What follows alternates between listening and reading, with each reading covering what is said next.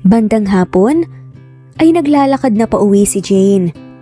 Galing siya sa paglalako ng alimango.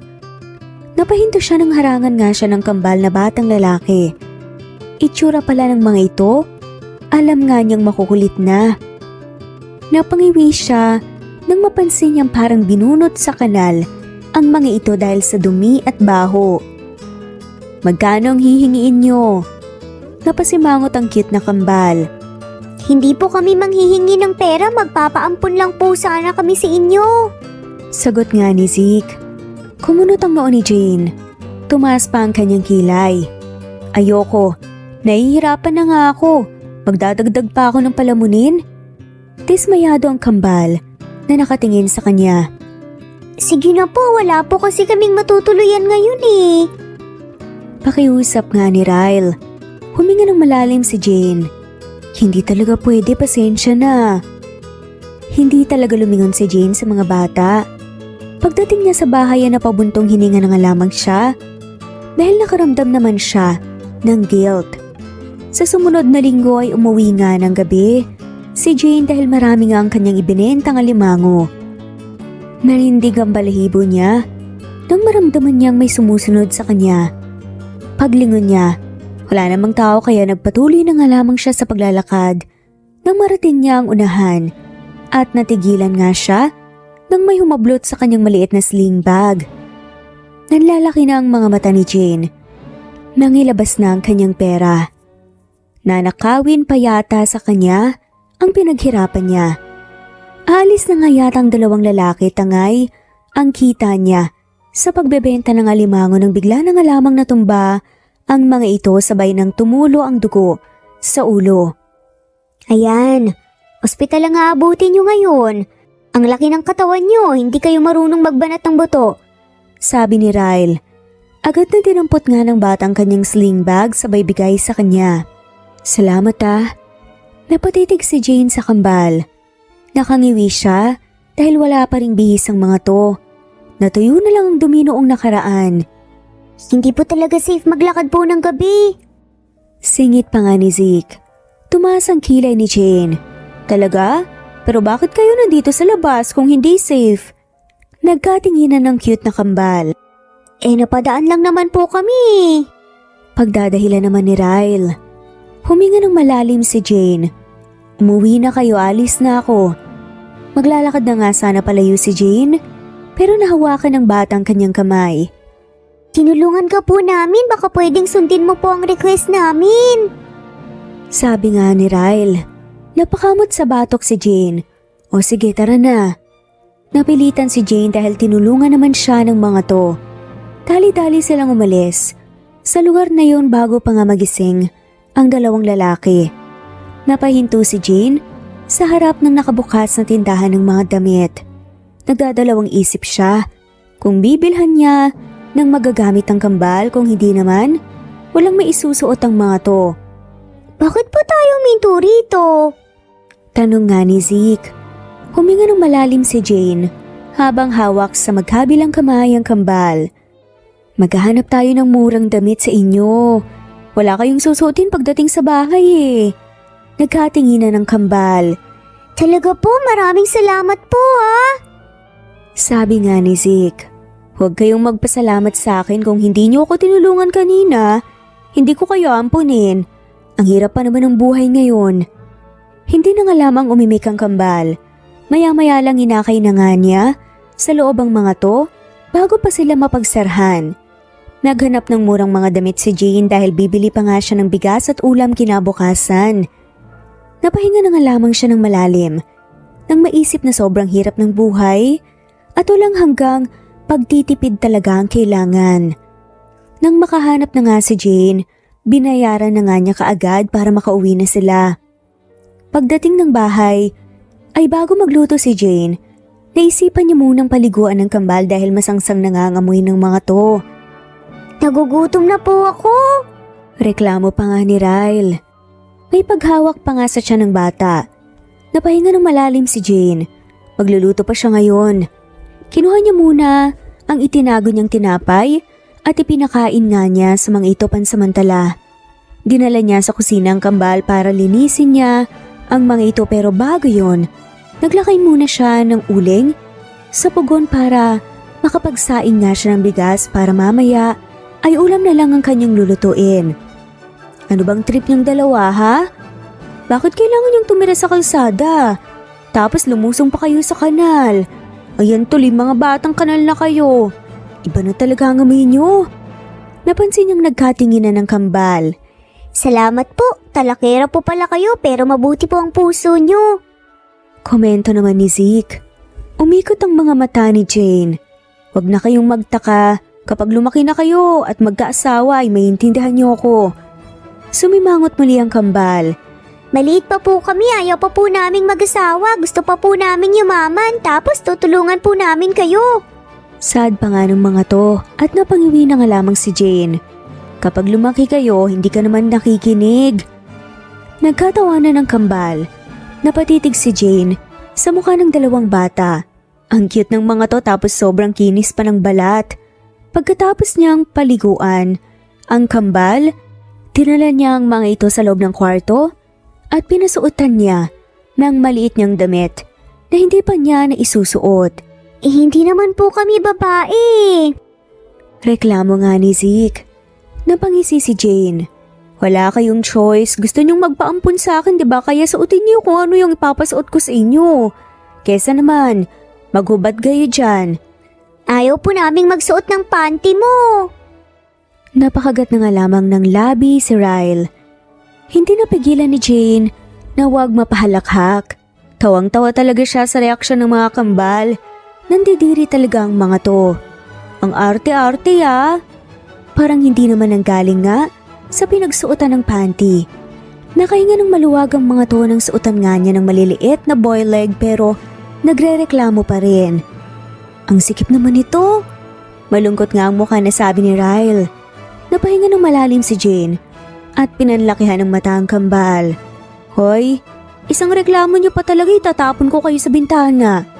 Napayuko na nga lamang ang kambal. Sabay ang mga to na hinawakan nga ang kamay na.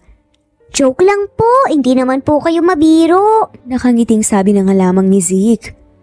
Naiiling na nga lamang na pumasok sa kusina si Jane at sumunod naman sa kanyang kambal. Nagluto na nga siya kaagad ng kanin tapos isinunod na nga niya ang ulam para makakain na sila. Oh, maupo na kayo dyan. Opo, siya nga po pala, ano pong itatawag po namin sa inyo? Tanong nga ni Ryle. Nalingon ni Jane ang kambal.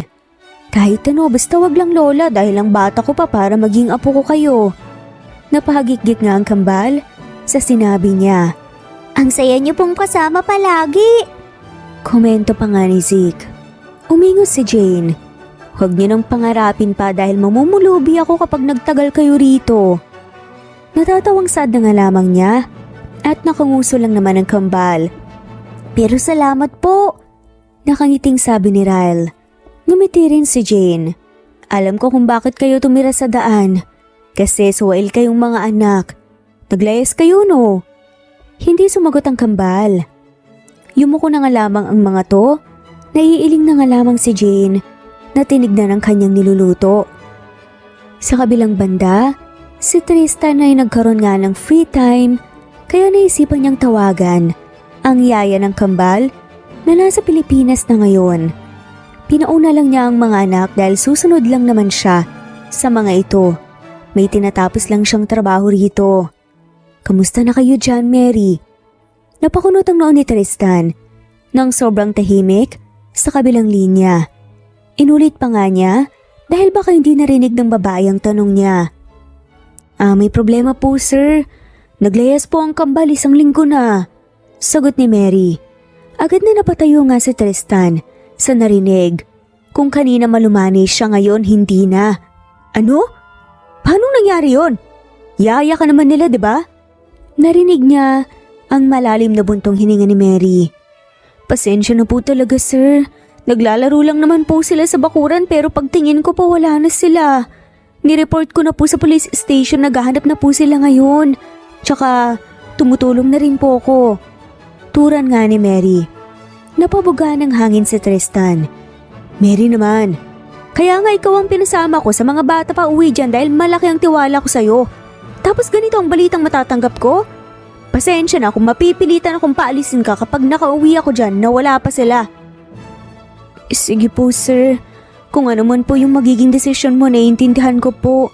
Pero pasensya na po talaga, nalingat lang po talaga ako. Naluluhang saad nga ni Mary.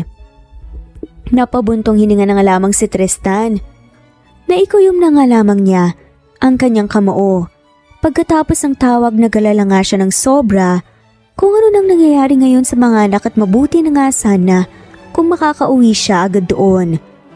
Hindi siya makakapagtrabaho ng maayos rito kung nawawala ang kambal, kaya naisipan niyang tawagan ng kaibigan na nasa Pilipinas. "Oh dude, kamusta?" "Okay lang naman. Eto, binata pa rin, uwi ka na rito para naman mag-inuman na tayo." Sagot nga nila yon. Napangiti nga si Tristan. Hindi pa rin nagbabagong lalaking to, puro alak pa rin. "Oo, pero may problema ako dude." Napakunot na si Leon. "Ha? Tungkol sa naman? Ikaw may problema?" Huminga ng malalim si Tristan. "Pinauna ko na dyan ng kambal. Pinasama ko sa yaya nila. Pero ngayon, nawawala sila." Napapalatak nga sa kabilang linya si Leon. "Nako, problema nga talaga yan. Ang laki nitong syudad. Kung nakasakay ang mga yun sa bus papuntang probinsya, mas lalong mamomroblema tayo. Teka, ako nang bahala. Babalitaan kita kaagad." Sabat naman ni Leon. "Salamat dude talaga." "Wala nga naman, basta ikaw." Saad nito. Pagkatapos ng tawag, nangihina sa Tristan. Mabuti sana kung malapit lang sa Pilipinas itong kinaroroonan niya. Pwede naman, pero may trabaho pa siya dito. Kung maabutan ng ilang buwan na hindi pa nahanap ang kambal, ay uuwi na siya. Isang linggo ang nakalipas. Habang si Jane ay nagising isang umaga na napangiti nang makita niya ang itsura ng kambal. Si Zeke ay nagwawalis, tapos si Ryle ay naguhugas ng plato. "Magandang umaga po, Ma!" Nakangiting bati nga ni Zeke. Napangiti si Jane. Kinakarir talaga ng mga batang to na tawagin siyang mama dahil lumaki daw ang mga ito, napapaatyaya lamang ang kasama. Pero nasa ibang bansa daw ito, kaya nagkaroon sila ng pagkakataon na umalis o naglayas nga sa bahay. Nakatikim talaga ang kambal sa kanya ng mahabang sermon dahil doon sa nalaman niya. "Magandang umaga. Ang sipag nyo ngayon ah.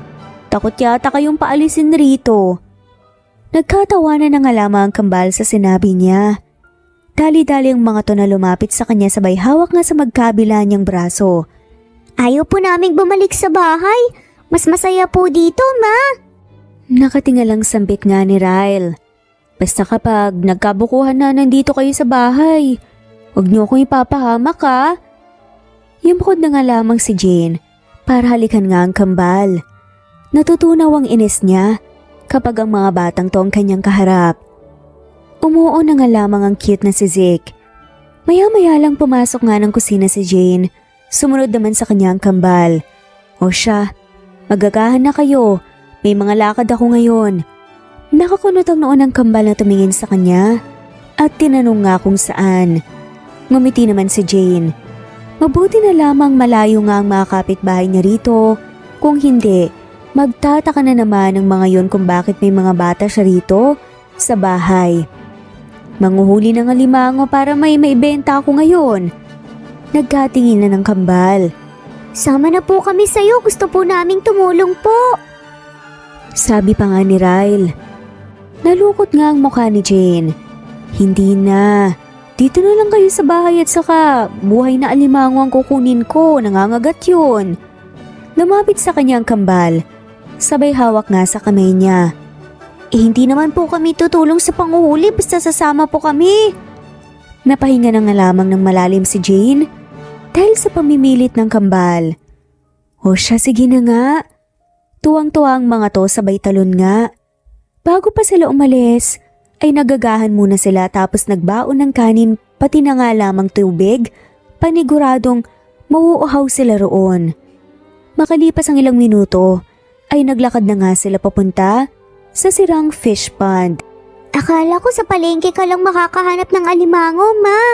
Inosenteng tanong ni Zeke. Natawa na nga lamang si Jane. Doon sila ilalagay para ibenta pagkagaling sa dagat.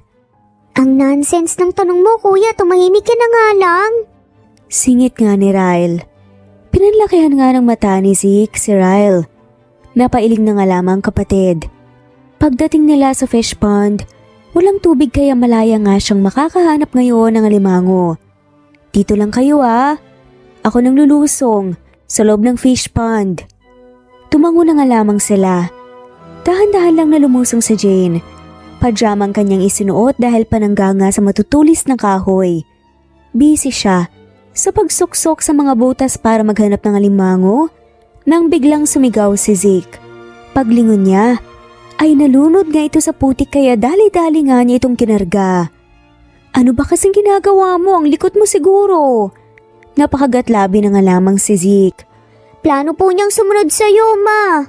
Singit na nga lamang ni Ryle. Naiiling na nga lamang si Jane. Ang tigas naman ng ulo niyo. Wala po kasing ulo na hindi po matigas, ma. Sagot naman ni Zeke. Sinamahan niya ito ng tingin. Napayuko at nagsorry. Sumama na lang kayo sa akin. Nakakainis naman kayo Nagkatawanan ng kambal sa sinabi niya. Maya-maya lang, ay tatlo na nga silang palakad-lakad sa loob ng fish pond. Si Ryle ang nagdala ng balde. Siya naman ay maliit nga niyang karit na panghila nga ng alimango, tapos lambat na maliit para panghuli. Sigawan ng dalawang bata nang makahuli nga sila ng 3 piraso. Kakain po ako niyan, ma. Uy, ibebenta yan. Sagutan pa nga nila. Oo naman, magluluto ako mamaya para sa inyo kaya bilisan na natin para makauwi na tayong maaga. Sada nga lamang ni Jane habang umiiling. Tumango na nga lamang din sila. Makalipas ang ilang oras ay nagpapahinga na nga sila ngayon sa lilim ng malaking kahoy habang hinuhugasan niya ang mga kuha nilang alimango. Sinuwerte nga yata siya ngayon dahil puno ng balde na dala nila. Nang makapagpahinga na nga sila, ay dahan na nga silang naglakad pa uwi. Dumito lang muna kayo Ibebenta ko lang itong mga alimango natin. Pinaliguan muna niya ang kambal bago siya umalis dahil abot hanggang ulo ang putik. Sumunod naman sila. Maya-maya lang ay umalis na nga ng bahay si Jane para ibenta ang kanilang huling alimango. 1 buwan nang nakalipas ay nasa bahay pa rin niya ang kambal. Natutuwa nga siya dahil may kasakasama na nga siya sa buhay. Ang dating boring niyang buhay, tila nagkaroon ng kulay. Hindi naman niya nariringgan ng pagrereklamo sa simpleng pamumuhay niyang mga to. Kontento naman sila. Hanggang ngayon hindi niya alam kung sinong pamilya ng mga bata. Kung may maghahanap ay isa sa uli naman niya. Kinagabihan ay nagpapahinga na nga sa loob ng kwarto si Jane. Pumasok ang kambal at tumabi nga sa kanya sa paghiga. Yumakap sa kanya ng sobrang higpit na may kasamang halik sa labi hanggang napangiti si Jane. Mas mahihirapan akong paalisin kayo kung magiging ganyan kayo kasweet sa akin. Malungkot nga na nakatingin sa kanyang 2 bata. Di sasama ka na lang po namin sa pag-alis, ma. Sagot nga ni Ryle. Ngumiti si Jane. Syempre hindi pwede, dito lang ako. Napilitan nga nang umiti ang kambal sa sinabi niya. Ilang taon na po pala kayo, ma? Tanong nga ni Zeke. Huminga ng malalim si Jane. 36 na. Ang tanda mo na po pala, bakit hindi ka pa nag-asawa? Singit nga ni Ryle. Ngumiti ng mapait si Jane nang maalala ang masakit na nakaraan. Nasaktan kasi ako doon sa karelasyon ko dati. Bigla kasi niya akong iniwan na walang paalam. Kahit okay naman ang relasyon naming 2. Kaya magmula noon, hindi na ako sumubok ulit na makipagrelasyon. Kaya pala, tumango-tango naman si Jane. Huwag po kayong mapagod magmahal kasi hindi naman po lahat ng tao nananakit po tsaka nangiiwan. Parang matandang sambit ni Ryle. Kinulo niya ang buhok ng bata. Ganon? Paano mo nalaman? Ang bata mo pa nga, hindi mo naman pwedeng sabihin na based on experience. Nagkatawanan ng kambal sa sinabi niya. Maya-maya lang kinantahan na nga siya ng mga to dahilan para makatulog siya. Sa sumunod nga na linggo ay paglapat pa lang ng paa ni Jane sa loob ng bahay, ay hinila nga siya ng kambal sa loob ng kwarto. Magbihis ka po ma, may pupuntahan po tayo. Nakangiting sabi ni Zeke. Nakakunot ang noo ni Jane na nakatingin nga sa mga to. Teka lang muna, saan ba kasi yan? Kararating ko pa nga lang eh. Magpapahinga pa sana ako. Napangusang kambal na naupo nga sa katre. Gagala lang po tayo. Huminga ng malalim si Jane. Naisip niya na hindi pa pala sila nagkaroon ng pagkakataon na gumala dahil kung lalabas sila ay magbebenta lang ng alimango. O teka nga, magpapahinga lang muna ako saglit tapos aalis tayo kaagad. Tuwang-tuwa ang mga kambal sa sinabi niya. Makalipas ang ilang minuto ay naligo na nga si Jane. Ayaw niya sanang umalis dahil ang sakit na nga ng kanyang mga binti. Pero malulungkot din siya kapag tinatanggihan nga ang mga bata. Wala ka bang bestida ma? Something formal sana. Tanong nga ni Ryle. Napangiwi si Jane. Pinanlakihan nga niya ng mata si Ryle. Tumawa na nga lamang ito ng malakas. Akala ko ba gagala lang tayo? Bakit kailangan ko pang magsuot ng bestida? Nagkatinginan ng kambal. Napakamot pa nga sa batok ang mga to. Sige na po ma, mas lalo po tayong matatagalan nito. Reklamo pa nga ni Zeke. Walang nagawa si Jane kundi ilabas nga ang itinago niyang bestida. Iba na ang amoy sa sobrang katagalan. Outdated na yata ang estilo nito. Napansin niyang nagtakip nga ng ilong ang kambal dahil siguro alikabok na napagpag niya. Lumabas na muna kayong dalawa. Magbibihis ako. Blouse at pantalon na lang po isuot mo ma. Nalilipasan na ng panahon yung bestida mo eh. Para ka matanda. Sabi pa nga ni Ryle. Naiiling ang kambal na lumabas ng kwarto. Siya naman ay tawang-tawa sa reaksyon ng dalawa. Makalipas ang isang oras, ay nasa syudad na nga sila. Pagkatapos nga nilang gumala napansin ni Jane na sumakay na nga sila ng taxi at huminto sa isang malaking bahay. Pumasok tayo sa loob ma, may pakikilala po kami sa'yo. Saad ni Zeke. Napakunot naman ang noo ni Jane. Ha? Sino? Nagkatinginan ng kambal. Malalaman mo rin po mamaya. Ang hindi mo alam ay gumagawa kami ng paraan para hanapan ka ng lalaking makakasama mo habang buhay. Si Ryle ang sumagot. Napangiwi na nga lamang si Jane. Hindi ko kayo inutusan. Nagkatawanan ng kambal maya-maya lang ay hila-hila siya ng mga to. Napapasok nga sa loob ng bahay. Ipakikilala ka po namin sa daddy namin ma. Sabi nga ni Zeke. Nanlaki mga mata ni Jane nang magkatitigan silang dalawa ng kanyang ex-boyfriend na ama pala ng kambal. Kitang-kita din niya ang gulat sa mukha ng lalaki pero mas tumuon ang atensyon nito sa mga anak. San kayo nang galing ha? Biglang umalis nang walang paalam si Jane bago pa nga makasagot ang mga bata. Sa kabilang banda ay napakunot noon na nga lamang si Tristan nang biglang umalis si Jane. Pero mas lamang ang inis niya sa mga anak dahil ngayon lang naisipan umuwi kung saan-saan na nga siya nakarating sa paghahanap. Hinila niya ang tenga nga ng mga to sa sobrang inis kung ano-ano na nga lamang ang masamang senaryo ang pumasok sa utak niya. Daddy naman yung sakit kayo, umalis na lang tuloy si mama, hindi man lang namin siya naipakilala sa'yo. Pagdadabog na sabi ni Zeke. Napakunot ang noon ni Tristan. Hindi niyo siya mama. I know but she act like one. Mas mahal pa nga niya kami kumpara sa'yo eh, puro ka na lang trabaho. Reklamo nga ni Zeke. Pasalampak na naupo nga si Tristan pero ang isip niya lumilipad kay Jane. Parang hindi niya napaghandaan ang pagkikita nilang muli. Ganon? Ang chill nyo lang ah. Lagpas isang buwan kayong nawala, pinag-alala namin kayo ng sobra. Tapos, kayo parang wala lang? Sabay umikot nga ang mata ng kambal. Kailangan ba talagang maglupasay kami sa iyak, Daddy? Okay naman kami, kasama po si Mami Jane. Sagot pa nga nila. Napabuntong hininga na lamang si Tristan. Maya-maya lang ay naibisa ng kanyang inis nang niyakap nga siya ng mahigpit ng mga cute na anak. Ang mga ito ang pahinga niya pero sila din ang dahilan ng pagtaas ng kanyang dugo. Bakit ba kasi kayo umalis ng walang paalam ha? Masama ang ganun, mapapahamak kayo niyan. Akala ko kung anong nangyari sa inyo. Nagkatinginan ng kambal at sabay na napayuko. Sorry po Daddy, bored lang po talaga kami pero hindi na po mauulit yun. Kasi may nahanap na po kami. Sabi pa nga ni Zeke, talagang hindi na mauulit. Hindi pa nga natapos ang trabaho ko doon dahil umuwi na agad ako rito dahil sa inyo. Kayo talaga ang tigas ng ulo nyo. Napatitig sa kanya ang mga anak. Daddy, mag-asawa ka na po kasi ulit para naman may kapatid na kami tsaka may kalaro.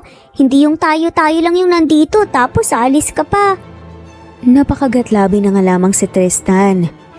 Paano pa nga siya makakapag-asawa kung naging busy na nga siya sa trabaho dati? Siguro naman dito ay magkakaroon na nga siya ng chance na makipag-date. So gusto niyo na magkaroon ng kapatid. Hindi ba kayo magsiselos niyan? Nagkatawanan ng kambal sabay sabing hindi. Tumangutang naman si Tristan. Sa sumunod nga na araw, binabantayan ni Tristan ang mga anak dahil baka aalis na naman ulit ang mga to. Wala siyang napapansin kasi tahimik ang kwarto ng dalawa. Napakunot ang kanyang noo nang kumatok nga sa labas ng pinto. Nagtaka siya nang pagbukas niya nakabihis ang mga to na parang may lakad. Oh, saan kayo pupunta? Napakagatlabi nga ang kambal. Samahan mo po kami Daddy, dadalawin po namin si Mama Jane. Naihanda na po ni ate ang pasalubong para sa kanya. Nakangiting sagot ni Zeke. Napahinga ng malalim si Tristan. Ayaw niya munang makaharap si Jane dahil alam naman niyang galit ito sa kanya. Sa pangiiwan nga niya rito noon. Hindi niya intensyon pero mas importante kasi ang pangarap niya dati. Siyempre, mga bata pa sila. Saka iba din ang maturity niya noong mga panahong yun. Hindi pa matatag, naglalaban pa ang mga desisyon niya kaya hindi maayos ang utak niya. Kayo na lang, ihatid ko na lang kayo doon. Kumunot ang noon ng kambal. Daddy naman wag kang torpe, malay mo si Mama Jane na po ang destiny mo. Hindi ka na mahihirapan dahil close na kami kaagad, gusto namin siyang maging mommy. Sabi pa nga ni Ryle. Napalunok na nga lamang si Tristan. Kung alam lang ng mga anak niya ang nakaraan nila ni Jane at ang ginawa niya rito, maiinis ang mga to sa kanya, panigurado. Maya-maya lang, hinila na nga siya ng kambal pababa ng hagdan. Sa kabilang banda, si Jane ay nakasimangot nga na iniisip ang pagkikita nila ni Tristan. Ang daya naman ng panahon kung kailan hindi pa nga siya nakamove on, ay saka pa sila pinagtagpo. Makalipas ang ilang minuto ay nararamdaman na nga lamang ni Jane na may dalawang maliliit na braso ang yumakap sa bewang niya. Hi po ma, bumalik kami! Nakaiting sabi nga ni Zeke. Tinignan niya ang bata isa-isa at sinimangutan. Anong ginagawa niyo rito? Sawa na ako sa pagmumukha niyong dalawa. Nakakunot ang noo ng kambal. Nagulat yata sa sinabi niya. Inalis nga niya ang braso nila sa kanyang bewang at lumabas ng kusina pero nagulit siya dahil nandito din pala si Tristan. Huwag mong idamay ang mga anak ko sa galit. Jane, sorry kung nasaktan kita. Iniwan kita. Pero pinagsisihan ko naman yun ako sa'yo. Sorry, dahil naging immature ako. At mga hawakan na nga sana ni Tristan, ang babae pero umiwas ito. Dalhin mo na pauwi ang mga anak mo, Tristan. At sana bantayan mo silang maigi para hindi makaalis ng bahay.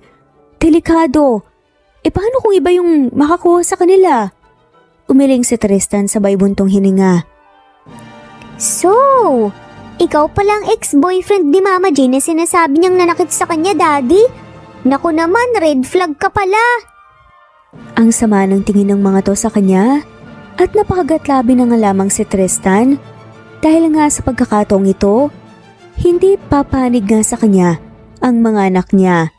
It's all in the past, kids. Hindi pa matured ang mind ni Daddy dati. Yung Mama Jane mo lang naman talagang hindi makamove on Baka mahal pa ako niyan. Feeling pa nga na saad nito.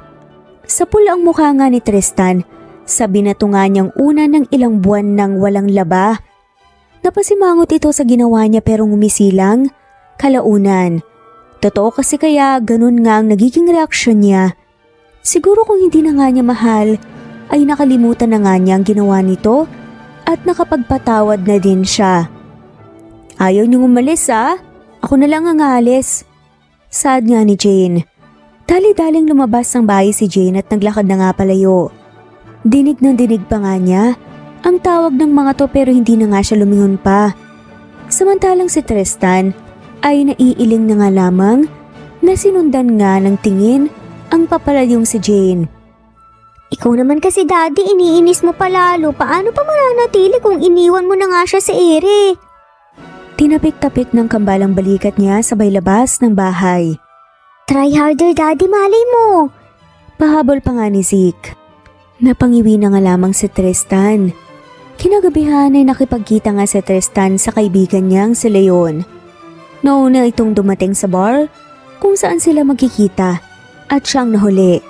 Hanggang ngayon ba naman mauuli ka rin ng dating? Walang pinagbago ang hina mong kumilos. Komento nga ni Leon. Natawa ng malakas si Tristan. Sabay yakap nga sa kaibigan. Oo nga pero hanggang ngayon wala ka pa ring mga anak. Napaubo na nga lamang si Leon. Nasa mid siya sa sinabi niya. Wala pa sa plano dude, hindi pa kasi dumating yung tamang babae para sa akin Sagot naman ni Leon. Sa bagay. Maya-maya lang naupo na nga rin si Tristan. Sabay tingin sa buong bar. Ang daming tao. Ang saya-saya ng mga ito na parang walang dinadalang problema. Ang ganitong lugar ay escape talaga sa kanya-kanyang pinagdadaanan at ang iba naman ay para sa gustong mag-enjoy at uminom. Kamusta na nga pala ang kambal? Naharap mo na ba? Tanong nga ni Leon. Tinungga ni Tristan ang laman ng baso na malapit nga sa kanya nang maisip nga niya si Jane. Magmula nang magkita sila ulit ay palagi na nga niya itong naalala. Nakauwi na. Biglaan na lang kasama ang ex-girlfriend ko, siya yatang nakakita sa kambal at kinukup niya pansamantala. Napakunot ang noo ni Leon. Napangiti si Tristan. Naalala tuloy niya kung gaano katamis ang pagmamahala nila dati at siya lang talaga ang may problema. Oo, siya nga. Pero hindi kami nakapag-usap ng maayos kasi hindi ko naman malapitan. Galit pa din sa akin. Napahalakhak si Leon. Siyempre wala namang matutuwa sa ginawa mo Kahit ikaw for sure magagalit din kapag gawin yun sa'yo. Sabi naman ni Leon. Huminga ng malalim si Tristan. Humingi na nga ako ng tawad pero ayaw tanggapin. Numisi si Leon. Dalawang rason lang yan kung bakit kayo pinagtagpo ulit. Either para sa closure o magkabalikan kayo. Sambit ni Leon at napakagatlabi na nga lamang si Tristan. Kahit saan na lang sana sa dalawa. Pinagtawanan siya ng kaibigan. Kung magkabalikan sila ay wala namang problema. Ang feelings niya ay nandyan pa rin. Isang linggo ang nakalipas. Samantalang si Jane ay panay ang silip sa siwang ng dingding para mapaghandaan niya kung sakaling babalik ang mga bata.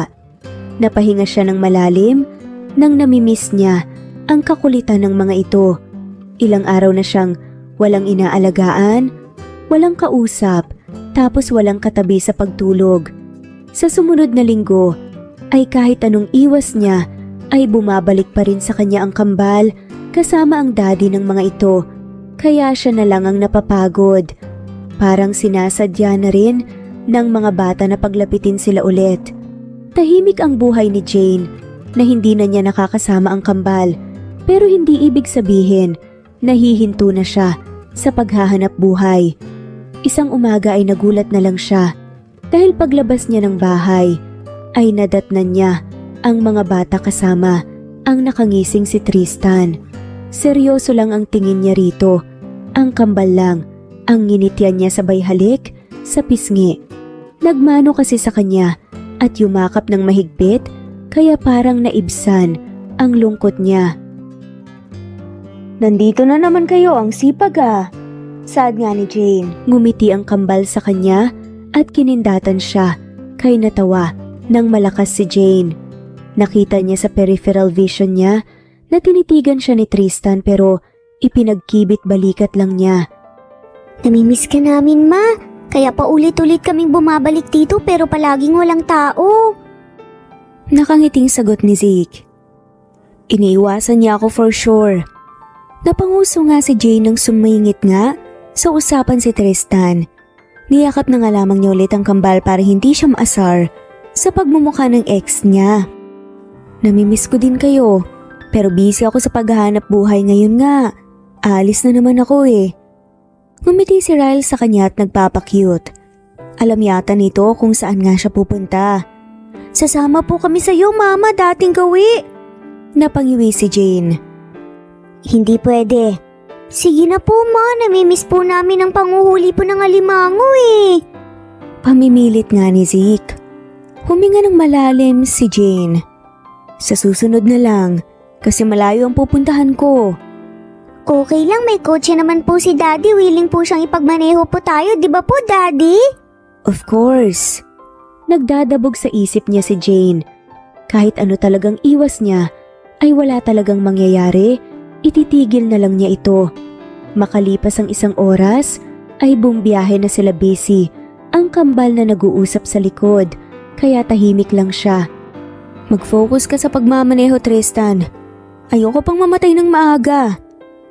Napansin niya kasing panaytitig ito sa kanya. Hindi kita ipinahamak, Jane. Oo, pero iniwan mo lang ako sa ere. Muntik nang mabunggo ang noo ni Jane nang matapakan ni Tristan ng break. Hindi niya alam kung sinadya o wala, pero napalingon siya sa kambal na napatayo sa gulat. Ilang sorry pa ba ang gusto mong marinig mula sa akin? Para mapatawad mo ko ha? Kailangan ko pa bang lumuhod sa harapan mo? O halika ng paa mo para makabawi sa sakit na idinulot ko sa'yo? Ang tahimik ng buong kotse kahit ang kambalang tahimik lang. Magmaneho ka na nga. Kailangan kong makarating ka agad sa pupuntahan ko, okay? Huminga ng malalim si Tristan dahil hindi niya sinagot ang sinabi nito. Ang maldita mo ngayon talaga. Hindi ka naman dating ganyan ah. Naiiling na lamang si Jane na tumingin sa unahan. Lahat ng tao nagbabago, kaya wag ka nang magtaka pa. Lalo na yung mga nasasaktan at iniiwan. Tumahimik na lang si Tristan. Nang marating nila, ang pupuntahan ay muntik pa magkabungguan ang kanilang mukha dahil sabay silang humawak sa lock ng pinto para sana buksan. Huminga ng malalim si Jane dahil para siyang malulunod sa titig ng dating nobyo. Ako na, hindi yung nakikipag-unahan ka pa. Halikan kita dyan eh. Napakagatlabi na nga lamang si Jane. Hindi pa rin pala talaga nagbabago ang ugali ng lalaking to. Subukan mo lang talaga, pakakainin kita ng kamao. Palabang saad naman niya. Inihanda na ni Jane ang kanyang kamao nang mapansin niyang ngumisi si Tristan at dahan-dahan na inilapit ang mukha sa kanya. Pero bago pa mangyari iyon, ay bumaba na siya agad ng kotse at mabilis na naglalakad. Laking dismaya ni Jane nang pagtingin niya ay malalim ang tubig. Kaya paano pa siya makakahuli ng alimango nito? Hindi na niya napansin ang paglapit ni Tristan at nagpang-abot talaga ang kanilang tingin. Anong problema? Tinignan niya ang dating nobyo? Sabay ngiwi rito. Malaki ang tubig kaya hindi pwedeng manghuli ng alimango. Ang mga akbayan nga siya ni Tristan pero kaagad siyang lumayo rito. Okay lang yan. Bibilhan na lang kita ng maraming alimango, di kaya hanapin kita ng pwesto sa merkado. Ano sa tingin mo? Huminga ng malalim si Jane. Maganda ang plano ni Tristan pero ayaw niyang magkaroon ng utang na loob rito. Umuwi ng bahay si Jane na lugong-lugo dahil wala siyang kita ngayon. Isang buwan ang nakalipas habang si Tristan ay nakasimangot dahil kahit anong suyo niya kay Jane ay hindi talaga siya nito patatawarin. Ilang ulit na siyang pumunta sa bahay nito at nagdala ng kung ano-ano ay baliwala pa rin siya rito. Nakahanap na siya ng pwesto sa merkado at nakapag-order na rin ng ilang box ng alimango na ititinda nito. Naaawa kasi siya Sa kalagayan ng dating nobya, kailangan pa namang huli at dadaan sa putikan para magkapera. May pinagsamahan naman sila, kaya tutulungan niya ito. Mabuti sana kung magkaibigan na silang dalawa para hindi siya mahihirapan na sabihin na tiabot ang tulong niya rito. Okay ka lang, Daddy? Nakakunot ang noo na tanong ni Zeke. Ngumiti si Tristan sa anak. Oo naman anak. Tumabi sa kanyang kambal. Sigurado ka, Daddy pero parang hindi naman po eh. Sabi pa nga ni Ryle. Naisip ko lang, isang buwan na akong nanunuyo kay Jane para patawarin niya ako, pero hindi pa rin niya napapansin ang effort ko. Tinitigan siya ng kambal. Kung hindi mo na mahal, pabayaan mo na. Hindi ka patawarin, Daddy. Aba, hindi mo kami maloloko. Turan pa nga ni Zeke. Napahinga ng malalim si Tristan. Hindi naman ako nakipagbalikan, gusto ko lang mapatawad niya ako. Ngumisi ang kambal sa kanya. Hindi ka sure, Daddy. Singit nga ni Ryle, naiiling na lang si Tristan. Nang umalis ang kambal at umakyat ng hagdan, ay tinitigan niya ang litrato ng dating nobya na nakasave sa kanyang gallery. Hindi niya ito naiisip tingnan, pero dahil nagkita sila ulit, ay parang bumalik lahat. Sa sumunod na araw, samantalang si Jane ay hindi nakapagtinda dahil matumal na ang hanapan ng mga alimango kaya wala siyang gaanong kita. Nagtaka siya kung bakit hindi nagagawi rito ngayon si Tristan at nagdadala ng kung ano-ano. Sobrang effort naman kung kapatawaran lang ang gusto sa kanya. Maya-maya lang ay binuksan ni Jane ang pinto nang marinig niya ang boses ng kambal. Sinong kasama niyo? Nahiling ang kambal na tumingin sa kanya. Kami lang po, may nangyari po kasi kay Daddy. Sagot ni Ryle. Napakunot ang noo ni Jane. Ha? Napaano ang daddy niyo? Nagkatinginan ng kambal. Na-aksidente po siya kaninang umaga, Ma. Sabi nga ni Zeke. Ano? Nasan siya ngayon? Agad na tumayo si Jane at lumabas nga ng bahay. Sinundan naman siya ng dalawang bata. Nasa bahay lang po, ayaw po niyang magpadala po sa ospital. Si Zeke ang sumagot. Naiiling na nga lamang si Jane. O sige tayo, napuntahan natin siya. Ang tigas naman kasi talaga ng ulo ng lalaking yun eh. Sige po, Ma. Nakangising sagot naman ni Ryle. Napabuntong hininga na lang si Jane dahil nakaramdam siya ng pag-alala. Diyahin naman kung kailan galit siya rito saka nangyari ang ganito. Nang nasa tabi na sila ng daan, ay agad pumara ng taxi si Jane at nagpahatid sa bahay ni Tristan. Sa kabilang banda ay napakunot ang noo ni Tristan nang marinig niya ang boses ng dating nobya. Tristan, nasan ka na ba ha? Nagtaka nga siya kung anong kailangan nito sa kanya. Nasa kwarto po siya, Ma. Narinig nga niyang sabi ni Ryle. Maya-maya lang bumukas ang pinto at bumulaga sa kanya ang nag-aalalang reaksyon ni Jane. Napanganga si Tristan nang bigla nga siya nitong yakapin ng mahigpit. Okay ka lang ba? Nag-aalalang tanong niya at hindi na nga naitago pa. Ha? Takang sagot naman ni Tristan. Lumitaw sa pinto ang kambal at kinindatan siya sabay ngiti ng matamis. Sabi kasi ng mga bata na aksidente ka raw kaninang umaga at ayaw mong magpadala sa ospital. Napakagatlabi na nga lamang si Tristan. Dahil hindi maganda ang idinahila ng mga to at agad tumakbo ang kambal ng tapunan niya ng masamang tingin. Pinaglololoko ka lang ng mga bata. Pero ramdam ko yung pag-aalala mo ha. Kinikilig tuloy ako. Napasimangot na tumayo nga si Jane para pinigilan nga niya ito. Bitawan mo nga ako. Kukurutin ko lang sila sa singit. Napahalakak na nga lamang si Tristan. Naitikom nga niya ang kanyang bibig nang magkatinginan sila ni Jane. I'm sorry kung nasaktan man kita dati. Umaasa ako na sana mapatawad mo ko. Nginitian siya ni Jane. Okay na. Kalimutan na nga natin yun ang kukulit nyo eh. Nakahinga ng maluwag si Tristan. Salamat. You're welcome. Maya-maya lang tumayo na nga si Jane. Kaya agad niya itong pinigilan sa kamay. Saan ka pupunta? Tinignan siya ni Jane. Uuwi na sa bahay. Huminga ng malalim si Tristan. Ayaw pa nga niyang umuwi si Jane, gusto nga niyang dumito pa muna sa bahay niya. Wag na muna, bukas na lang. Pangalo nga nito. Natigilan si Jane pero ngumiti kalaunan. Sige na nga. Masayang masaya naman si Tristan sa pagpayag ng dating nobya. Bandang gabi, habang si Jane ay nakatunganga lang sa loob ng guest room, tapos na nga siyang maligo at magbihis dahil pinahiram siya ni Tristan ng damit. Tulog ka na ba, ma? Galit ka po ba sa amin? Kumatok lamang ang kambal ng 2 beses.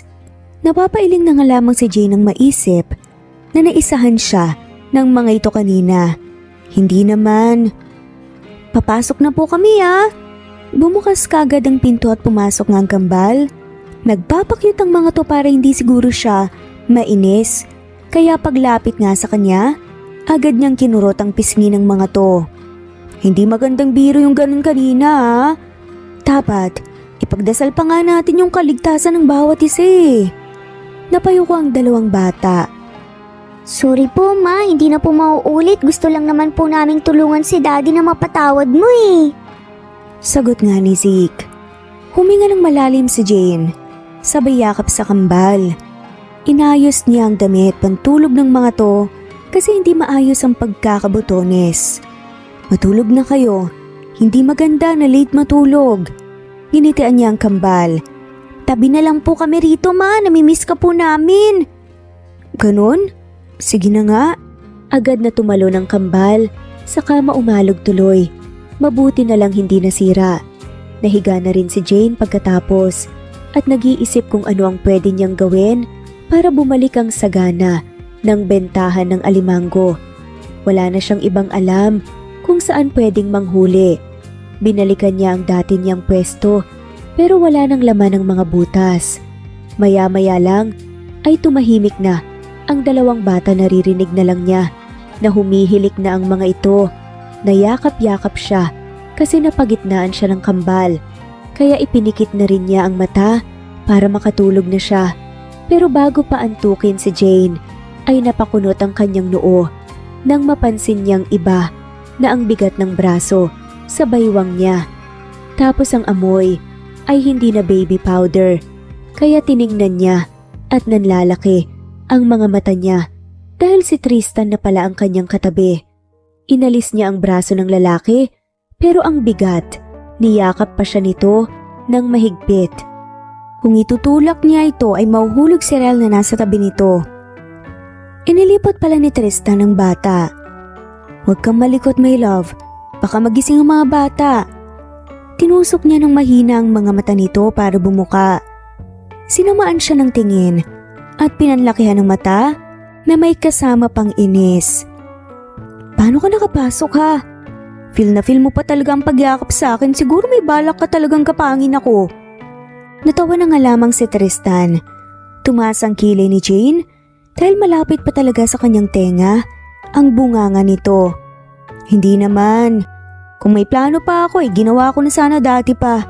May karapatan ako dahil magkarelasyon tayo pero hindi ko ginawa dahil malaking respeto ko sa'yo. Natamimi si Jane. Wala ngang nangyari. Kung meron man, ay may anak na nga sana sila na naghiwalay. Doon ka na nga matulog sa kwarto mo, Tristan. Umiling si Tristan. Dito na lang ako, please. Namimiss kitang kayakap Huminga ng malalim si Jane. Hindi kakalma ang sarili niya kung nandito ang lalaking to. Wala siyang maayos na tulog kapag nagkataon. Ang tigas din naman kasi ng ulo mo. Napahalakak si Tristan. May alam akong ulo na hindi matigas. Nanlaki ang mga mata ni Jane, kaya nasapok niya ito. Umayos ka, nandito ang mga anak mo. Natulala na nga lamang si Jane nang bigyan siya ng mabilis ang halik sa labi ni Tristan. Napatagilid siya bigla dahil nagiba nga ang tingin ng dating nobyo sa kanya. Tabi na lang tayong matulog Saad pa nga nito. Hindi na umimik si Jane, lalo na sumuksok sa likuran niya si Tristan at niyakap siya ulit. Sana nagpumilit na lang siyang umuwi kanina. Makakatulog pa siya ng maayos sa kwarto niya. Kinabukasan, samantalang si Tristan ay sobrang lapad ng pagkakangiti paggising niya. Mag-isa na lang pala siya sa loob ng kwarto, siguro kanina pa nagising ang kambal, pati si Jane. Ang sarap sa pakiramdam na makalipas ang maraming taon ay nayakap niya muli ang babae. Pagbangon ni Tristan ay agad siyang pumasok ng banyo para maligo, nang sa ganun ay presko na ang pakiramdam niya pagbaba ng hagdan. Maya-maya lang ay dumiretso na sa kusina. Si Tristan nagulat siya dahil suot ni Jane ang puti niyang long sleeve polo, kaya kitang-kita niya ang makinis nitong binti. Napapalunok na lang si Tristan dahil kung ano-ano na lang ang pumasok sa isip niya. Magandang umaga, Daddy. Kinulang ka yata ng tulog eh. Tulala ka dyan. Untag nga ni Zeke. Tumawa yata si Jane dahil napansin nga niyang gumalaw ang magkabilang balikat nito. Dali-dali siyang lumapit sa dating nobya. Sabay halik sa pisngi. Good morning. Napangisi ang kambal nang tignan nga niya ito. Naiiling na nga lamang si Tristan nang bigla siyang sikmuraan ni Jane. Mabuti na lang mahina lang. Ang aga-aga lumalandi ka na. Pairap nga na saad ni Jane. Napatingin siya kay Mary dahil bigla na nga lamang itong tumawa ng malakas. Ngumisi ang babae sa kanya. Daddy naman, ikaw lang yata ang gustong sumaya eh. Hirit nga ni Ryle. Huminga ng malalim si Tristan at humila ng upuan. Panay ang titig niya kay Jane na naghihiwa nga ng gulay. Tinulungan nito si Mary sa pagluluto. May lakad ka ngayon, Jane? Tumingin sa kanya si Jane. Meron. Ngumiti si Tristan at hinawakan nga ang braso ng dating nobya. Ipagpaliban mo na lang muna. Samahan mo ko. May pupuntahan tayo. Okay, isama natin ang mga bata. Pasimpleng ngumiti si Tristan. Ang bait talaga ni Jane, ngayon pa lang ay itinuring na nitong anak ang kambal. Ramdam niya ang pagmamahal nito sa mga anak niya. Makalipas ang ilang oras ay lulan na sila ng kotse papunta sa palengke. Hindi niya sinabi sa kasama niya kung anong meron. Anong ginagawa natin dito, Daddy? Curious na tanong nga ni Zeke. Ngumiti si Tristan at ginulong ang buhok ng anak. May pupuntahan lang tayo saglit. Pansin ni Tristan ang pagsulyap sa kanya ni Jane, pero nagkibit balikat lang siya. Maya-maya lang ay nilapitan niya ito sabay hawak sa baywang. Narinig pa niya ang gigil ng kambal na nakatingin sa kanila. Pagkarating nila sa pwesto na inilaan niya para kay Jane, ay wala pang masyadong tao, paunti-unti pa lang ang bumibili dahil maaga pa. Anong bibilhin mo rito? Tinitigan ni Tristan ang dating nobya at tinaplos ang pisngi nito. Yan ang magiging pwesto mo. Pwede kang magtinda dyan ng alimango at saka iba pa. Tinuro niya kay Jane ang bakanteng pwesto. Ngumiti ang dating nobya sa kanya, sabay yakap ng mahigpit, kumarga pa ito sa kanya. Kaya pinagtitiinginan tuloy sila ng mga tao. Sigurado ka ba? Baka joke lang yan ha? Umiirap pa na saad ni Jane. Natawa ng malakas si Tristan. Hindi ako mahilig magbiro, Jane. Kilala mo ako, di ba? Kaya pala biniro mo ako nang iniwan mo ako sa ere. Banat pa nga ng babae. Natulala siya nang bigla siyang halikan ni Jane sa pisngi. Bago pa siya makarecover ay bumaba na ito at nilapitan ng pwesto. Pinuksan ang mga nakasarang malaking ice box. Meron na palang mga alimango dito? Kailan lang to? Ngumiti si Tristan. Kitang-kita niya ang tuwa sa mga mata ni Jane. Kanina, pinadala ko na rito. Pwede mo nang display yan. Masayang-masaya si Jane na tumalima nga. Nag-flying kiss pa ito sa kanya. Kinikilig si Daddy, halatang halata. Komento nga ni Zeke. Natawa ng mahina si Tristan. Huwag kang maingay. Maya-maya lang ay nag-umpisa ng kumilos si Jane. Ang bilis nga parang lalaki. Nakapag-display na agad ito, napansin niya ang pagniningning ng mga mata na nakatingin sa naglalakihang alimango. Small, medium at large ang binili niya para may pagpipilian ng mga customer. Iba talagang nagagawa ng pag-ibig. Nailing na sabi nga ni Ryle. Napangisi si Tristan pero kalaunan ay sumimangot nga siya. Ikaw talaga, Ang bata mo pa pero kung ano-ano yung sinasabi mo dyan. Ngumuso lang sa kanya si Ril. Napahinga ng malalim si Tristan na nakatingin sa dating nobya. Gandang-ganda talaga siya rito. Makalipas ang ilang minuto ay lumapit na ang kambal kay Jane para tumulong. Ako na lang, baka malis ang tali makagat pa kayo. Lumayo nga ang kambal at ngumiti sa kanya. Okay po ma, sagot naman ni Zeke. Nang mag-alas 8 na nga ay plano na nga ni Tristan na umalis dahil may pupuntahan pa nga siyang urgent matters. Alis na ako Jane, ikaw nang bahala sa mga bata ha. Ngumiti si Jane. Sige, ingat ka. Lumapit si Tristan kay Jane para humalik sa pisngi nito, pati na rin sa kambal. Sa kabilang banda, si Jane naman ay punong-puno ng tuwa ang kanyang puso. Hindi siya makapaniwala na tutulungan siya ng dating nobyo hindi biro ang puhunan nitong mga alimango na binili nito para sa kanya. Nag-uumpisa nang lumapit ang mga customer para bumili, inaasikaso niya muna bago niya ipagpatuloy ang pag-display. Hindi alam ni Jane kung saan kumuha ng mga alimango si Tristan, gayong buhay lahat ang nandito. Masaya ka naman po ba ma? Nakangiting tanong ni Ryle. Hinalikan nga niyang pisngi ng kambal. Oo, kaya salamat sa inyo. Ngumiti ang dalawang bata. Malakas ka kay daddy, gaya ganun. Sagot naman ni Zeke. Natigil ang usapan nila nang may mga customer nga na dumating. Maya-maya lang inapansin ni Jane na may isang gwapong lalaking lumapit. Ninong Leon? Ikaw ba yan? Masayang untag nga ni Ryle. Natawa ang lalaki. Hindi niyo pala talaga ako nakalimutan. Sabi nga ni Leon. Agad na lumapit ang kambal sa lalaki, nagmano at yumakap. Opo, hindi ka namin nakalimutan. Bakit hindi ka bumisita sa bahay? Tanong pa nga ni Zeke. Ngumiti ang lalaki sa kanya kaya nginitian nga din niya ito. Hindi niya kilala itong si Leon, hindi niya ito nakadaupang palad dati. Nagplano akong pumunta kapag hindi ako busy. Sagot nga ni Leon. Nagpatuloy sa pagtitinda si Jane dahil marami pa nga bumibili. Si Mama Jane nga po pala yung ex-girlfriend po ni Daddy. Pakilala nga ni Ryle. Napakagatlabi na nga lamang si Jane. Ngumiti si Leon at titig nga sa kanya.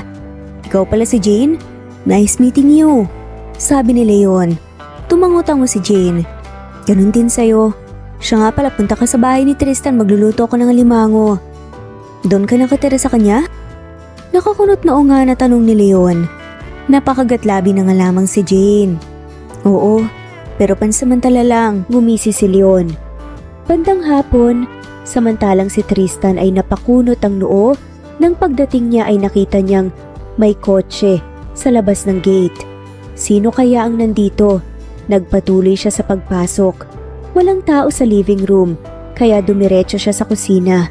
Nagpangabot ang kanyang kilay at kinain ng matinding selos ang sistema niya nang makita niyang magkadikit si Jane at Leon na naggagayat ng sangkap. Huminga ng malalim si Tristan para pakalmahin ang sarili. Napailing siya nang maisip na pinagseselosan niya ang kanyang matalik na kaibigan. Tumikim siya para kunin ang atensyon ng lahat. Agad na tumingin sa kanya ang mga ito. Nandito ka pala, dude. Nagkita kami kanina ni Jane. Sa palengke kasama ang kambal. Kaya yun, inaya niya akong pumunta dito dahil magluluto daw siya ng alimango. Nakangiting pagkukwento nga ni Leon. Sumimangot si Tristan. Kung hindi inaya ni Jane, ay hindi pa siya magawang puntahan. Hindi siya ngumiti. Kahit pa lumapit sa kanya si Leon at bumeso, pansin niya na napakunot ang noo ni Jane na tumingin sa kanya. Saad naman ni Tristan. Ganon? Kung hindi ka inaya ni Jane, hindi ka pupunta? Anong klase kang kaibigan? Napahalakak na nga lamang si Leon. Kilala siya nito kung kailan magseselos o hindi, kaya tawanan na nga lamang sila. Busy ako. Nagkataon naman hindi na. Nag-aaya tong si Jane eh. Mas lalong tumaas ang inis niya nang magkatinginan ng dalawa at sabay nagkangitian.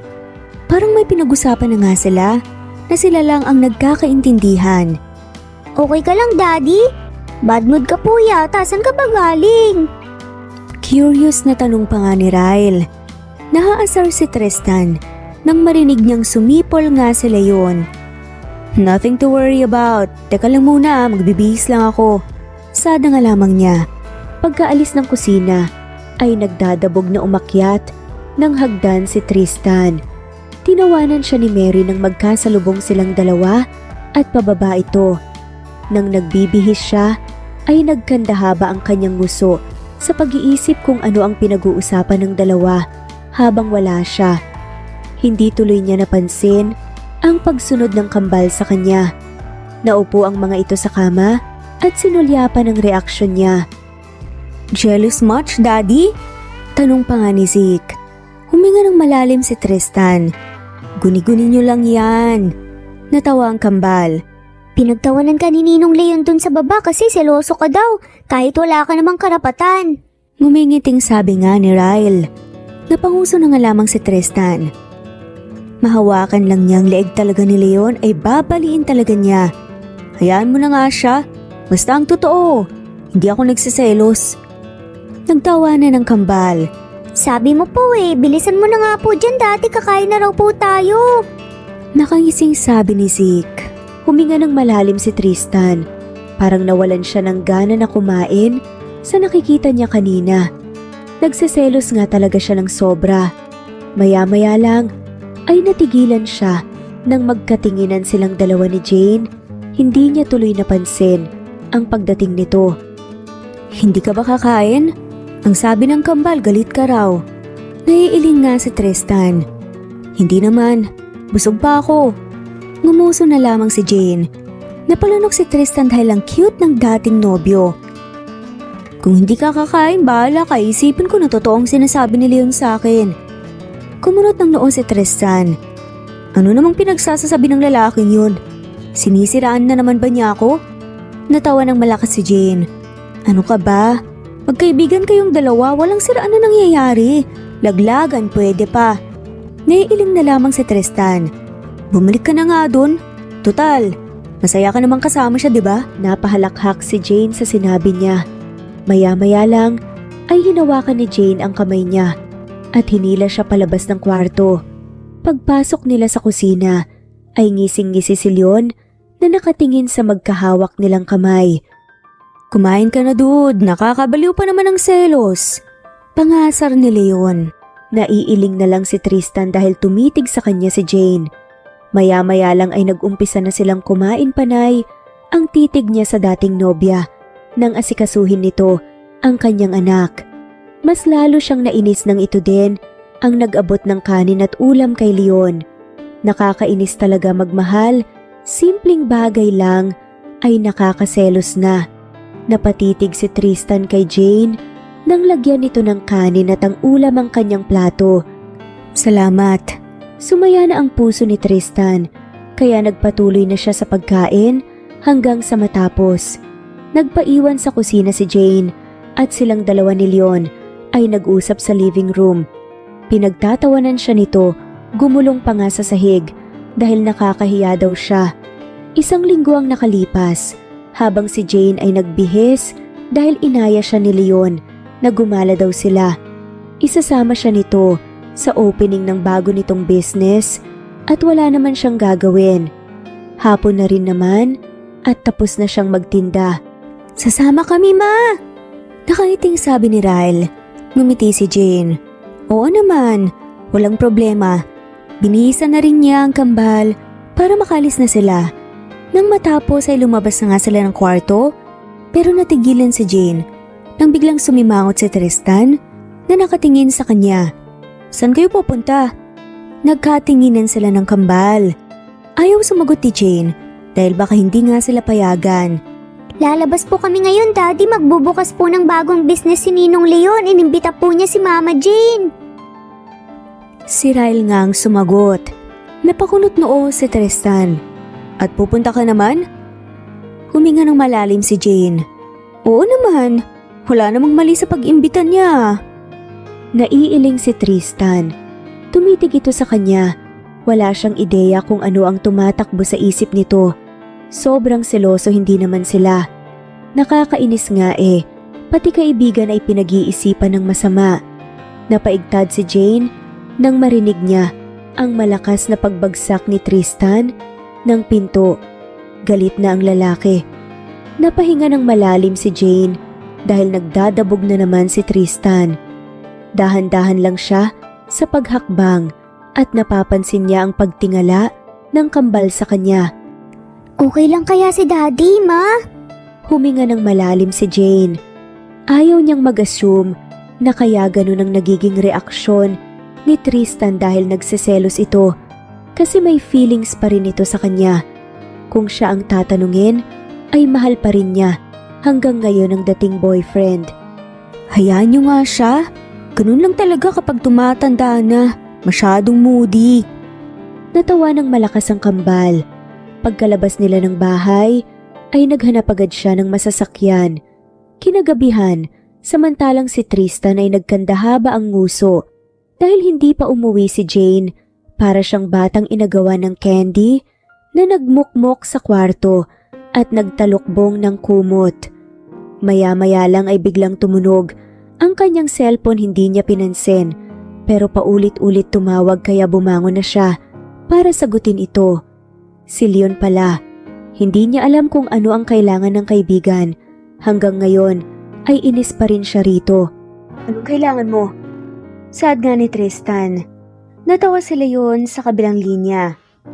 Uy, hindi akong kalaban mo, dude. Bakit hindi ka pumunta dito? Nag-text naman ako sa iyo Sagot ni Leon. Nawalan ako ng gana. Napahalakak na nga lamang si Leon. Pumunta ka na rito bago pa magka-boyfriend si Jane. Sige ka, maraming nagpapapansin sa kanya dito. Sabi pa nga ni Leon. Napahinga ng malalim si Tristan. Mas ayaw niyang magka-boyfriend si Jane ng iba. Oo na, pupunta na. Pinagtawanan lang siya ng kaibigan bago ibinaba ang tawag. Makalipas ang 1 oras, ay nakarating na si Tristan kung saan located ang bagong binuksan na business ni Leon. Sa labas pa lang ay naningkit ang kanyang mga mata dahil kitang-kita niya si Jane na may kausap na isang lalaki. Nagtawanan ng dalawa na parang wala ng bukas tapos kasama ng mga ito ang kambal. Nang makita siya ng mga bata ay tumakbo ang mga ito palapit sa kanya. Lumapit siya kay Jane sabay halik sa pisngi nito at yumakap pa siya kaya kitang-kita niya na nakasimangot ang lalaking kausap ni Jane. Nang hindi makayanan ng pagdikit niya sa dating nobya ay nag-excuse ito na aalis muna. Akala ko hindi ka pupunta, Daddy. Nakangiting tanong nga ni Zeke. Ngumiti si Tristan sabay titig nga kay Jane. Tinawagan ako ng ninong Leon mo Napansin ni Tristan na panay tingin ni Jane sa kinaroroonan ng lalaki kanina. Hindi talaga siya mag-e-enjoy ngayon.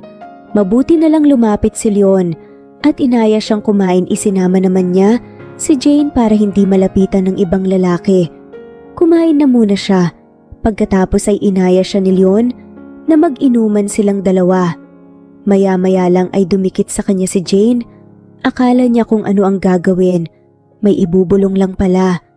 Naiihi ako, sandali lang. Hindi kasi niya binibitawan ng kamay nito. Sumimangot nga si Tristan dahil baka may aligid na naman kay Jane mamaya. Samahan na kita. Sinamaan siya ng tingin ni Jane. Dito ka lang, bantayan mo ang mga bata. Pag-alis ni Jane ay sumunod naman ang kambal, kaya napailing na lang ang dating nobya. Napahinga ng malalim si Tristan nang tinutokso siya ng kaibigan. Ang seloso daw niya, baka maumay si Jane. Napapasarap ang inuman nila ni Leon, kaya hindi na malayan ni Tristan ang oras. Malapit na rin siyang malasing. Hindi na niya napansin kung nasaan si Jane. Nakita na lang niya itong naglalakad palapit sa kanya. Nasaan ang mga bata? Tanong nga ni Tristan. Nasa kotse. Dinala ko doon dahil nakatulog ni. Uwi na tayo? Tawa ng tawa si Leon at tinutukso sila. Nagpaalam na nga siya sa kanyang kaibigan. Tara na nga. Pagkatayo ni Tristan, inalalayan nga siya ni Jane dahil hindi na nga maayos ang kanyang lakad. Teka, kaya mo pa bang magmaneho? Baka mamaya niyan. magtitimbuang tayo Huwag kang magsalita ng ganyan, makakarating tayo ng bahay na safe. Ngumiti lang si Jane sa kanya. Maya-maya lang, ipinagbukas niya ng pinto ang dating nobya. Siya din ang naglagay nga ng seatbelt rito. Kaya mo ba talaga? Ngumiti si Tristan, hindi nakaimik si Jane nang halikan nga niya ito sa labi.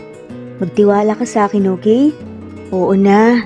Makalipas ang ilang minuto, ay pinaandar na ni Tristan ang kotse. Wala naman siyang napapansin na takot sa pagmumukha ni Jane. Hindi pa sila nakakalayo nang ihinto niya ang kotse. Habang si Jane ay nagtaka kung bakit huminto si Tristan, tumingin ito sa kanya sabay hinga ng malalim.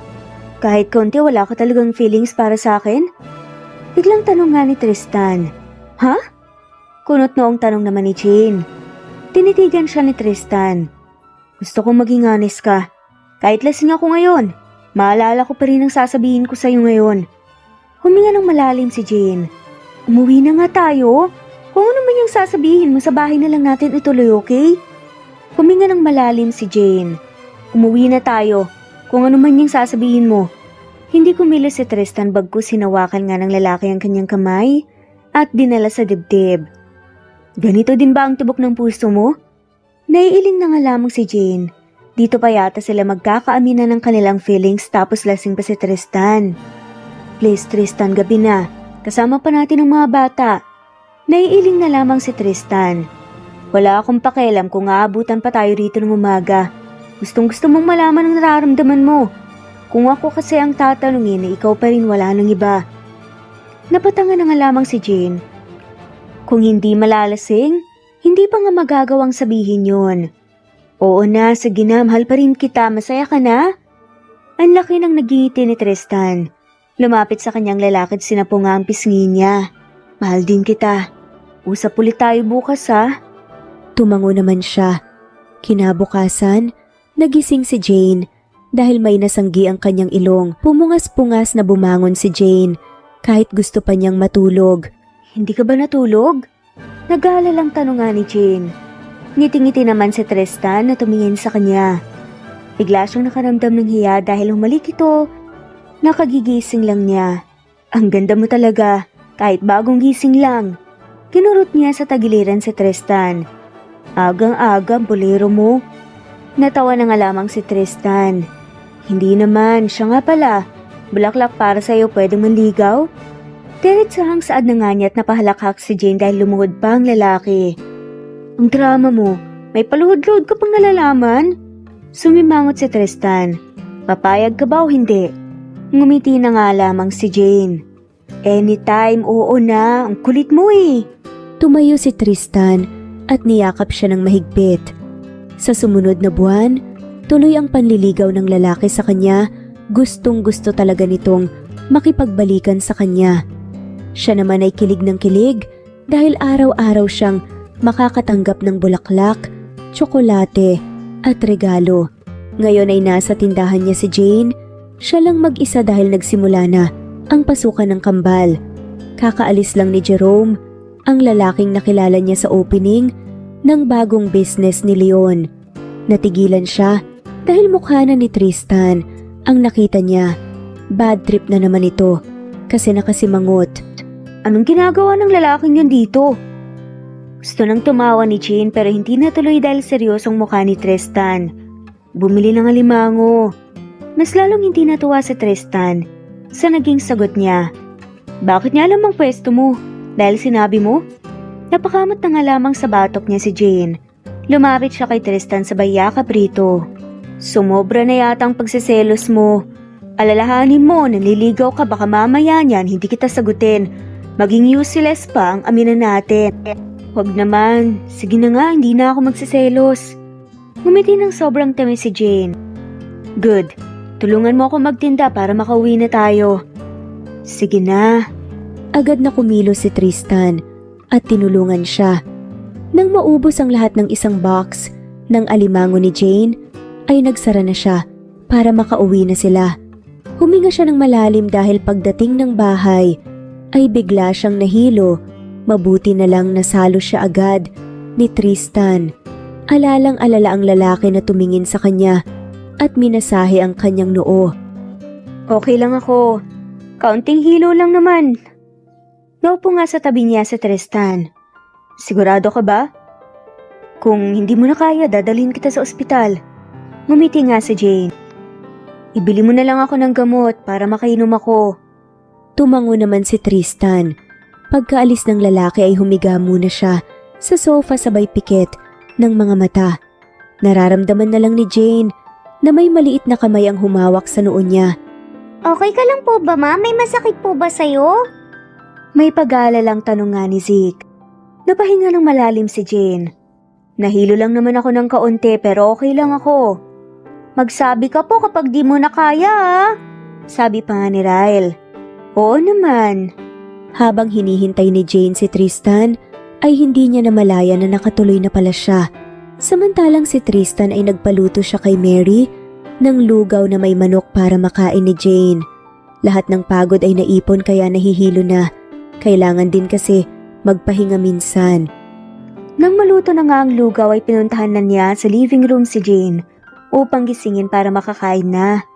Pinagpawisan ito kahit may air condition naman. Gising na Jane, nakabili na ako ng gamot. Dahan-dahan namang kumilos si Jane at tinulungan pa niyang makabangon. Tumingin ito sa kanya sabay buntong hininga. Nagugutom ako. Guminti si Tristan.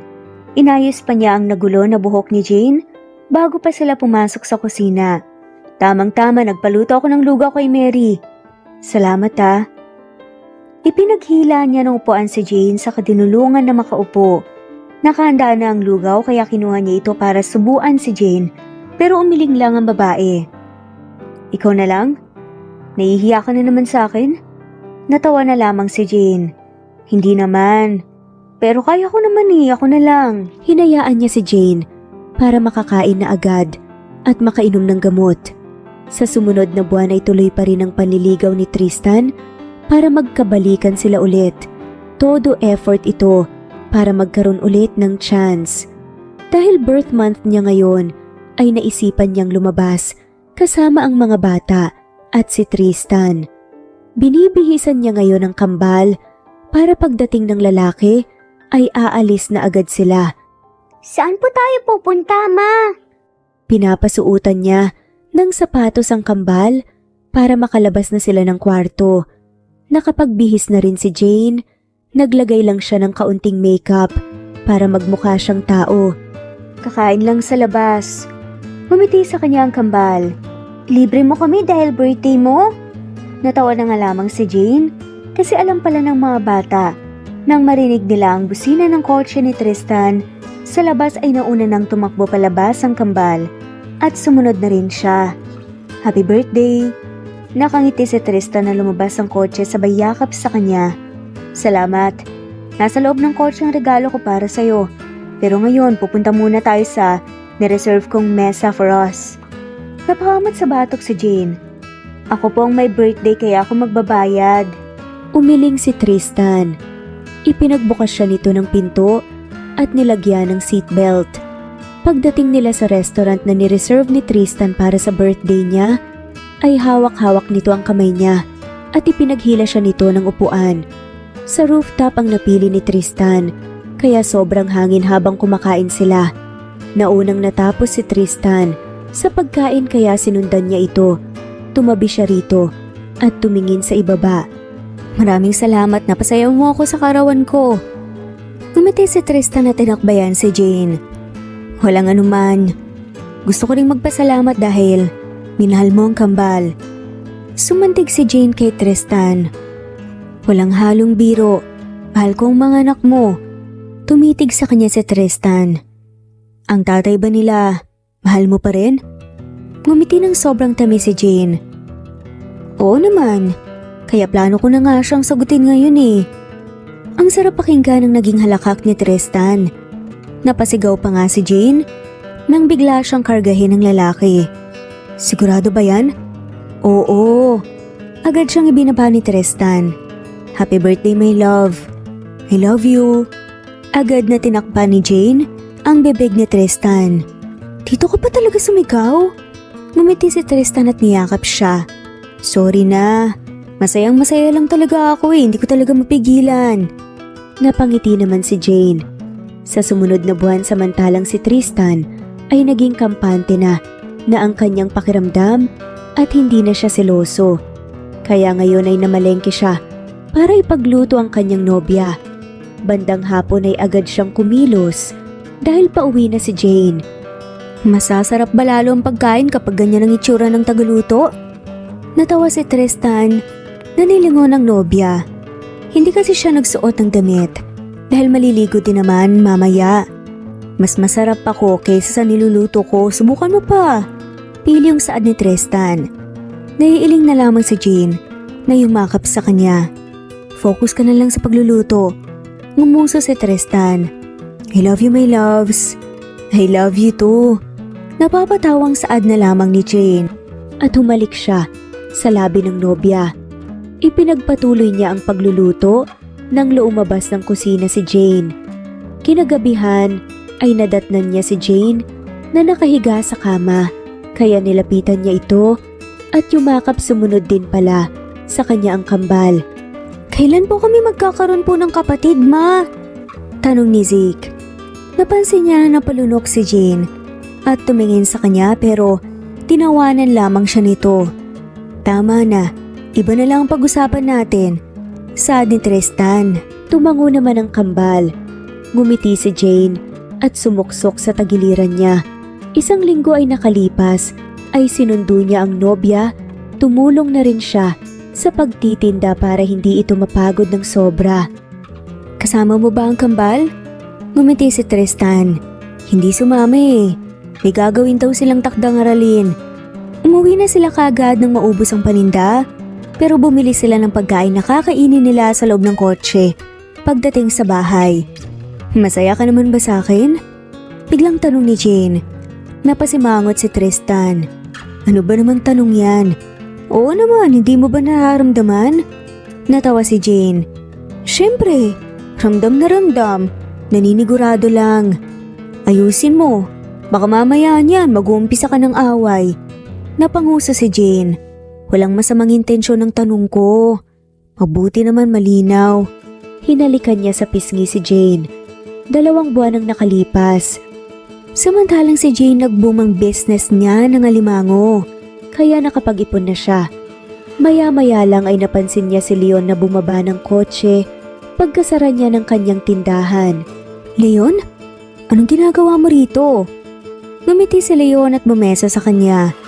Pinapasundo ka ni Tristan, may pupuntahan daw kayo. Sagot naman ng lalaki. Nakakunot ang noo ni Jane. Talaga ba? Wala naman siyang sinabi sa akin ah. Isan daw ba? Hindi ko rin alam. Basta ang sabi niya sunduin daw kita. Saka may binili nga siya para sa iyo eh, tignan mo na lang. May pupuntahan lang ako saglit. Saad ni Leon. Pagkaalis ni Leon ay binuksan ni Jane ang pinto at nakita niya ang 2 box na nasa loob ng paper bag. Napanganga siya dahil branded item ang nandito. Nakita niyang damit pala ito, pati na rin flat na sandal. Hindi siya mapakali, kaya tinawagan niya ang lalaki para magtanong. Anong pakuluto? Nakakunot noong tanong ni Jane. Tumawa si Tristan sa kabilang linya. Wala naman. Suotin mo na lang yan dyan at pumunta ka rito. Huwag ka nang umuwi sa bahay ah. Sige na nga. Kamutulo na saad ni Jane. Dali-daling pumasok sa loob ng tindahan niya si Jane para magbihis. Napakagatlabi siya dahil sinamahan pa ng underwear niya na nilagay sa loob ng paper bag. Maya-maya lang ay narating na nila ang malaking bahay. Curious si Jane kung kanino ito. Pagtapak ng paa niya sa Bermuda grass ay saka naman tumugtog ang malamyos na musika. Lumitaw sa dinaanan niya ang kambal at inabutan siya ng puti at pulang rosas. Tinanggap naman niya ng mga ngiti sa labi. Mahal ka namin, Mama! Sabi ni Zeke. Si Ryle ay ngumiti na nga sa kanya at yumakap. Mahal ko din kayong dalawa. Naging emosyonal si Jane at sumabay pa talaga ang kaba niya. Pagdating sa unahan ay nadatnan niya ang nakaluhod na si Tristan. Nag-uunhang tumulo ang luha sa mga mata niya. Sad nga ni Tristan. I'm waiting for this to happen. Will you marry me? Oo naman. Yes. Umiiyak na sad ni Jane. Agad niyang nilapitan si Tristan para tulungan itong makatayo. Nanginginig ang kamay niya habang sinusuotan ng singsing.